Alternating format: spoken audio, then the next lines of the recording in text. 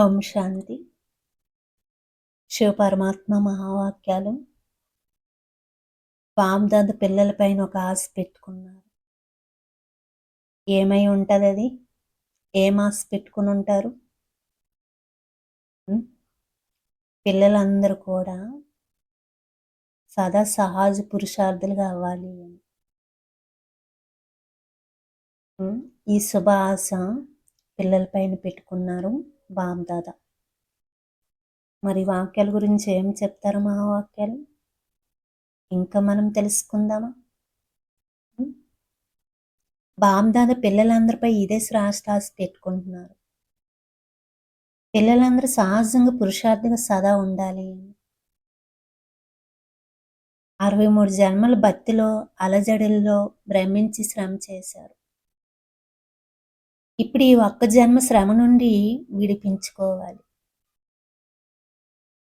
ఒకవేళ చాలా కాలం నుండి శ్రమ చేస్తూ ఉంటే ప్రేమ ద్వారా సహజ పురుషార్థమైన సంగమయుగ వరదానాన్ని ఎప్పుడు తీసుకుంటారు? యుగం సమాప్తి అయిపోతే వరదానం కూడా సమాప్తి అయిపోతుంది. కనుక ఈ వరదానాన్ని త్వరగా తీసుకోండి. ఎంత పెద్ద కార్యమైనా, ఎంత పెద్ద సమస్య అయినా కానీ ఆ కార్యాన్ని, సమస్యను ఎలా దాటాలంటే మీరంటారు కదా, వెన్నలో వెంట్రుక తీసినంత సహజంగా దాటేయాలి.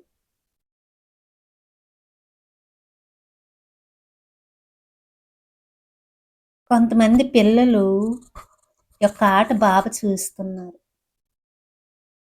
సంతోషిస్తున్నారు కూడా. మరి పిల్లల్ని చూసి దయ కూడా వస్తుంది. ఎందుకు?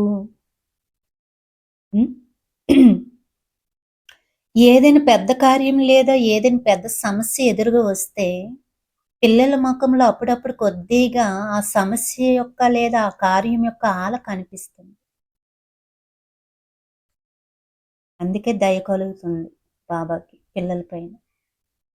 కొద్దిగా ముఖం మారిపోతుంది. ఎవరైనా కానీ ఏమైంది అని అడిగితే చాలా పని ఉంది కదా అని చెప్తున్నారు.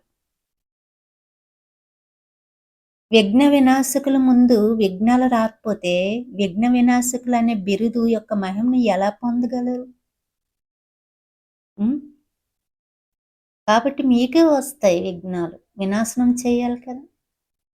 కొద్దిగా కూడా ముఖంలో అలసటి లేదా కొద్దిగా మూడు మారిన గుర్తులు కనిపించకూడదు. ఎందుకు కనిపించకూడదు అంటున్నారు పరమాత్మ?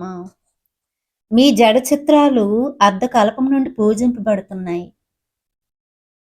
వాటిలో ఎప్పుడైనా కొద్దిగా అలసటి లేక మూడు మారిన గుర్తులు కనిపిస్తాయి. మీ జడ చిత్రాలు సదా నవ్వుతూ ఉంటాయి. మరియు అయితే ఆ చిత్రాలు ఎవరివి? మీవే కదా. చైతన్యానికి స్మృతి చిహ్నమే చిత్రాలు. అందువలన కొద్దిగా కూడా అలసటి లేదా మీరు చిటపటలు అంటారు కదా, ఆ గుర్తులు కనిపించకూడదు.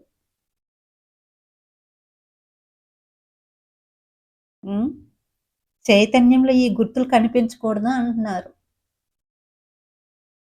సదా నవ్వుతూ ఉండే ముఖం బామ్దాదకి మరి అందరికి ఇష్టం అనిపిస్తుంది కదా. ఎవరైనా చిటాపటాలతో ఉంటే వారి ముందుకు ఎవరైనా వెళ్తారా?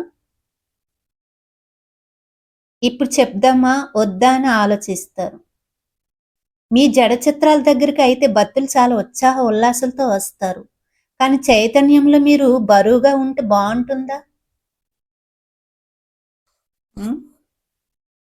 ఇప్పుడు బామ్దాద పిల్లలందరూ ముఖంలో సదా పరిస్థిత రూపం, వరదాని రూపం, దాత రూపంగా, దయాహృదయులుగా, అలసిపోని సహజయోగి లేదా సహజ పురుషార్థి రూపాన్ని చూడాలనుకుంటున్నారు.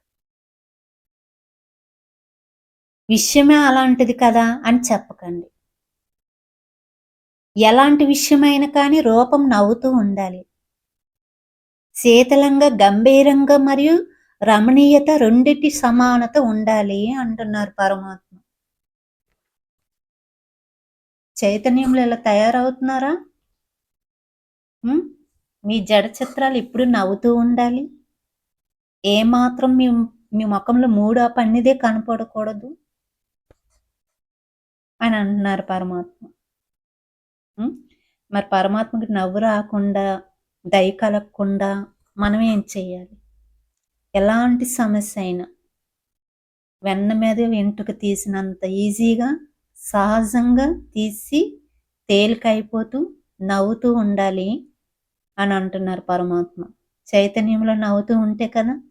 మీ జడ చిత్రాలు చాలా మంది భక్తులు వస్తారు. ఎంతో ఉత్సాహ ఉల్లాసాలతో వస్తారు. మరి అలాంటప్పుడు మీరు బరువుగా ఉంటే బావుంటుందా?